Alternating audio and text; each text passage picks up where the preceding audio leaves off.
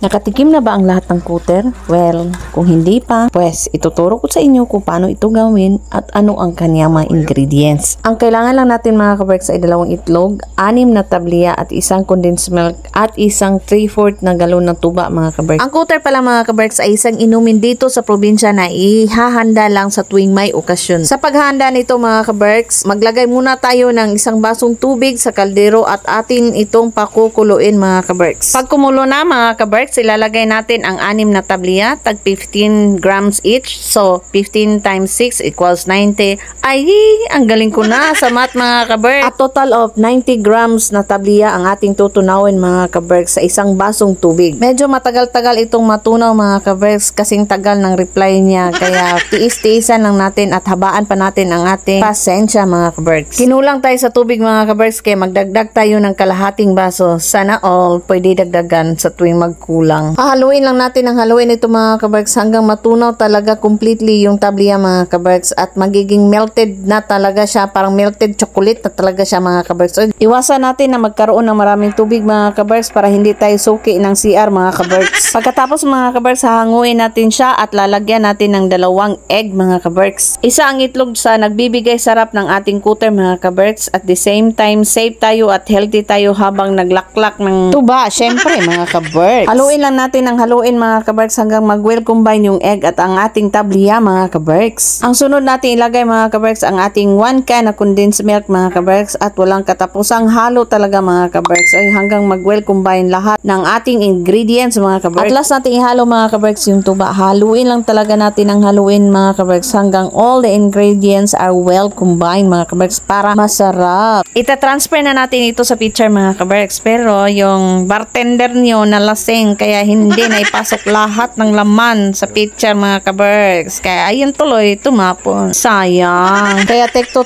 tayo mga kaberks. Because everybody deserves a second chance. Oh, ayan. Natuto tayo sa ating mistake mga kaberks. We pasok it perfectly. Kaya ngiting tagumpay ang manang ninyo mga kaberks. Congrats to me. I mean, congrats manang. At syempre, hindi mawawala yung tiki man time. Cheers mga kaberks. Masarap ito mga kaberks. Lasang red wine. Ninanamnam ko talaga yung lasa mga kaberks. Kung nakuha ko ba talaga yung lasa na o timplada ng aking yung maong lola mga kaberks. Gusto ko sana itong suluhin mga kaberks kaso lang nakonsensya ako, baka ako lang ma-high blood ito, kaya i-share natin ito mga kaberks.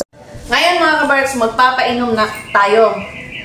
Hindi pwede na tayo lang yung malasing, dapat pati din sila. Kaya come on, let them try our recipe. Come on. Unang nadamay mga kaberks ay steak. Unang tumiki mga kaberks. Anong masasabi mo, Col, sa aking cooter? Mayo. Lami. Lami. Oh, sige. Lami. May timpla. Mayo. Ang comment niya mga kaberks, masarap daw. Kaya dadagdagan natin ng pangalawang shot mga kaberks. Hindi pwedeng isa lang yung madamay mga kaberks, kundi buong kapitbahay na. Kaya pinuntahan natin yung ating kapitbahay mga kaberks na nag-iinuman. Ipapatikim natin sa kanila ang sarap ng ating cooter na gawa mga kaberks. Na kung sakaling magustuhan nila mga kaberks, pwede silang umorder sa akin. Ayos na ayos yan mga kaberks. Nakainom pa tayo at the same time kumikitang kabuhayan pa tayo mga kaberks. O saan ka pa? Nag-i-enjoy ka na, kumikita ka pa. Ang sarap naman ng buhay kung ganun mga kaberks. Siya nga pala mga kaberks. Ang cooter mga kaberks pwede sa babae, pwede din sa lalaki mga kaberks. Tingnan nyo mga kaberks. So, tuwang-tuwa sila na nakainom na sila ng cooter na gawa ko mga kaberks. How much more kung order pa sila, di ba? Ako na yung matutuwa. Ay. Kahit sino pa yan mga kaberks, basta makasalubong ni Manang during that time mga kaberks, hindi talaga palalampasin mga kaberks. Makakatikim talaga kung gaano kasarap ang cooter ni Manang mga kaberks. May paboritong kapitbahay ang Manang ninyo mga kaberks, kaya tinawag niya ito para makatikim kung gaano kasarap ang kanyang cooter mga kaberks. And let us see kung anong masasabi niya mga kaberks. Ang sarap. Ang sarap. Lagot. Ang sarap.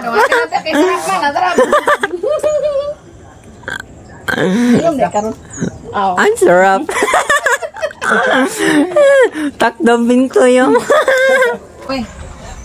Lami. Lami, gini. Lubos guys. Punay, punay. Punay.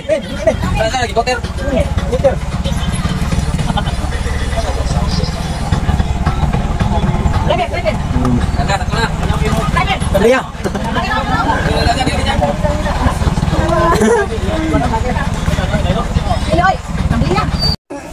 Kapila mo na. Wala, pretest ra. Apa yung lari na? Sulayan ba kay basin inigbaligya dili ngorot.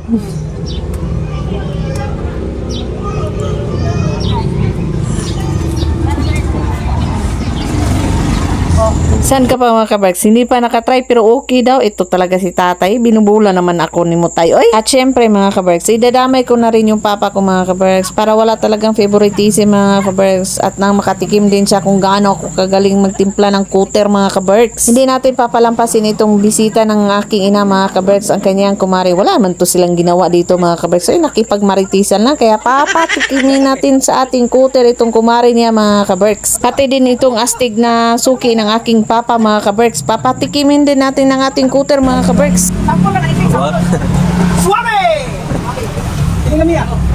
Oh, masarap daw mga kaberks, sabi ni Mr. Astig. Hindi rin nakalampas itong inuutangan ko na tindahan palagi mga kaberks sa tuwing nakatambay ako sa shop ng aking ina mga kaberks. Ayos abotay nga ngiti ni Mr. Astig mga kaberks nang hingi ng second shoot at nang recruit pa ng aming kapitbahay mga kaberks. Si Mr. Astig nakadalawang shoot na, remembering the past agad.